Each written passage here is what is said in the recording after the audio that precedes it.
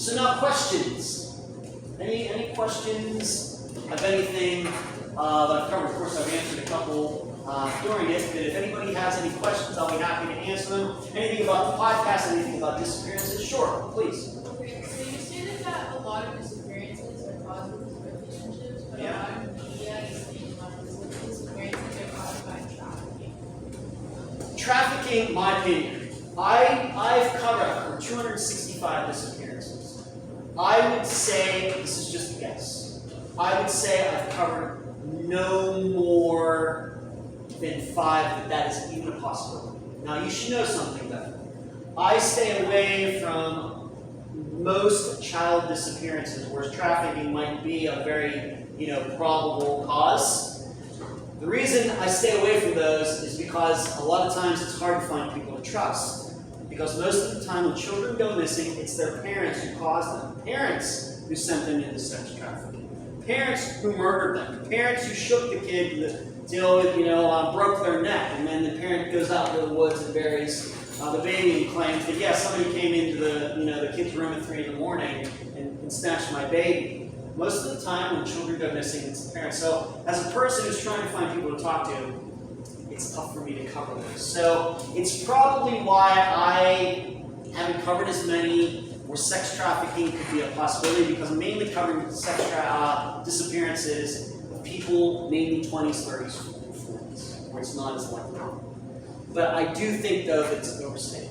I will tell you from my experience, certainly it happens, it's horrible, but I do think that the advocates for sex trafficking overstate it so as to bring attention to the phenomenon, which is true, that I think they exaggerate facts to get attention. In my opinion. I'm not saying it's not horrible, it is. But just according to the work I do, I think that it's overstated. Now, This is more of a statement, like the feedback on what she said. I feel like also a lot of trafficking cases have to do with relationships as well. Because most of the cases that are found in sex trafficking and everything like that are parents, even with addiction, throwing in the drugs and everything like that, that are selling their kids, or boyfriend and girlfriend situations where one gets really mad and sends them to a friend and then they get taken from that. So I feel like also partially trafficking is from relationships as well. So that it's certainly possible. I wouldn't say it's probable, but certainly those things happen. Maybe some of you can remember, this was a while ago, so maybe some of you were like single digits at the time, with what happened in Cleveland. These 3 women who were abducted and kept in this cellar. The guy's last name was Castro, I believe. And they were kept for many years. People think, they hear that story and think, oh my gosh, man, this is going on. I will tell you that it certainly happens, but it's rare. But people think that it's common because it gets so much attention. I think it's the same way with sex trafficking. It certainly happens. And I think also something going on back to what you asked, kind of combining those, is that a lot of times you will see a story like 15 children found, that were being sex trafficked. And what they don't tell you in the story, it's not like these children were missing. What a lot of times it is custody issues. Okay, so the mother's supposed to have custody, but the father gets the custody every other weekend or whatever arrangement, and the father steals the kid, doesn't bring it back. And they just, they disappear. So a lot of times when you're hearing these stories about 50 children being found or something like that, these are custody issues. They aren't necessarily sex trafficking issues or disappearances like what I'm talking about here, where a child has been actually kidnapped by a stranger and was murdered. A lot of this has the people who are in the child's life cause these things. So it's not really, it's kind of connected. It's really not the word, any other questions? Yeah, sure. So you don't really have any background, so how did you start getting into researching disappearances?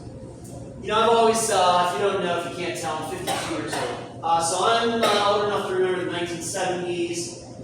In Search of Leonard Nimoy, who played Spock on Star Trek, he hosted it. Unsolved Mysteries, Cops, all of those things.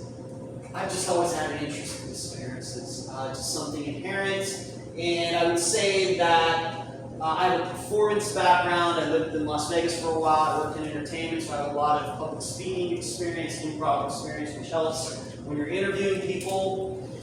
And I think my mind just works well with information. Don't ask me to manage anything. I worked for 7-Eleven as a 7-Eleven manager. It was the worst experience in the world. But you give me a lot of information, and I can make sense of it. It's just a lot of things that came together. But I just inherently, I've always just been interested in this. And then the technology with podcasting kind of got caught up with my interest, and it just kind of all came together. Anything else, please? Mark, have you ever had a case where you haven't been able to emotionally, I guess, have you ever gotten emotionally attached to a case? Not really. I think probably the reason that I've not become emotionally attached to any one particular case is because I'm doing a different disappearance every week. Now, I will tell you that some of the people who I've encountered who are like amateur sleuths, they've become, like I just had a young woman for the Kyle Fleischman disappearance. Obviously, she is very invested in it.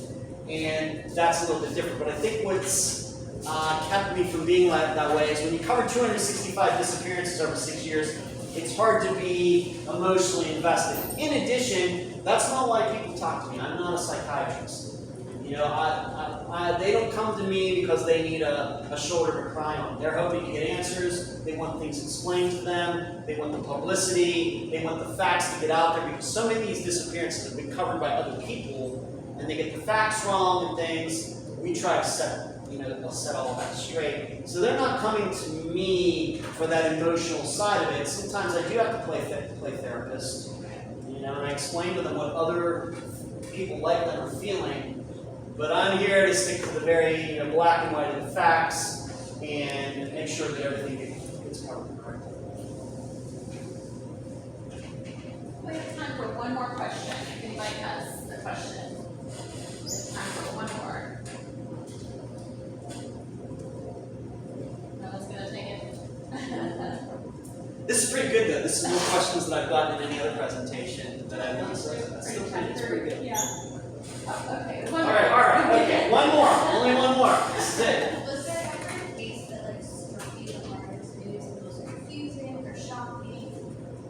I don't know how to explain it. I try to stay away from any of the superlative words like the most shocking or anything. There are certainly disappearances that are harder to understand than others. So I guess you might put those in the mysterious category. Like I mentioned before, Jason Jolkowski. How does a 19-year-old good guy walking to get a ride to work disappear in just his own neighborhood? Certainly more mysterious than many that I've covered. So I would say that it's shocking, and then the one that keeps I've been asked what's the one disappearance that keeps you up at night?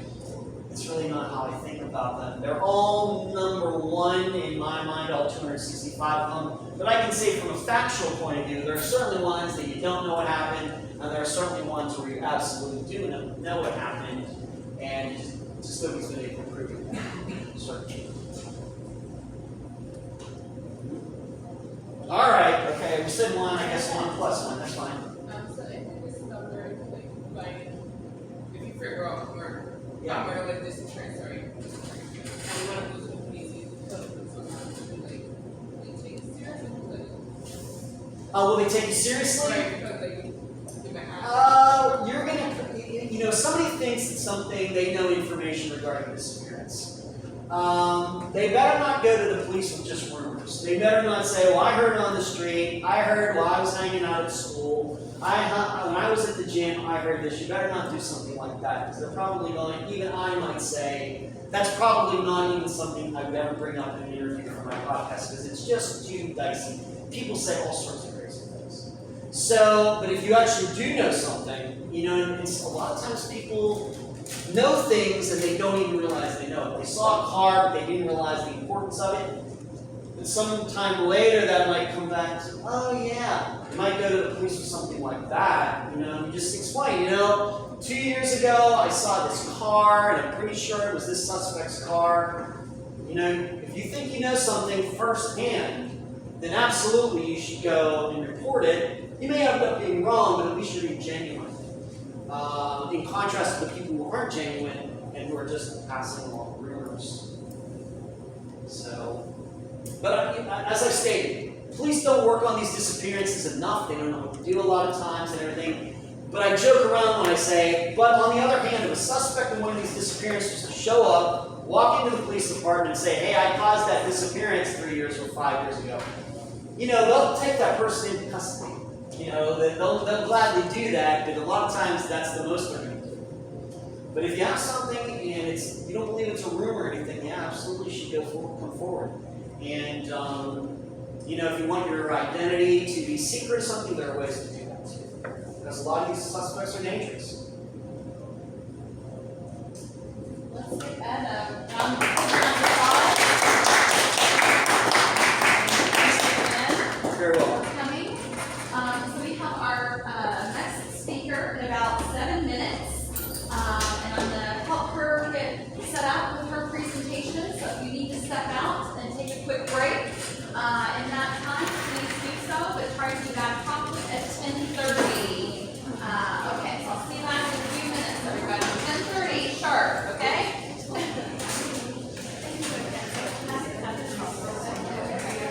Yeah, absolutely. Take them on.